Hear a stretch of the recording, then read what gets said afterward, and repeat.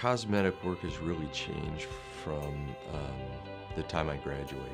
I mean, it has really evolved. The materials that we use, we can make them thinner, stronger, and they look so much better. And I recently was talking to a patient. It was really a great story where she had been talking to her girlfriend who's going to need some dental work. And her girlfriend said to her, you know, you're just so lucky. You've got these beautiful teeth. You don't even need a dentist. Well, little did she know, I'd done 10 veneers on top and 10 on bottom. So everything she was seeing was our work, because this lady previously had very dark tetracycline stain.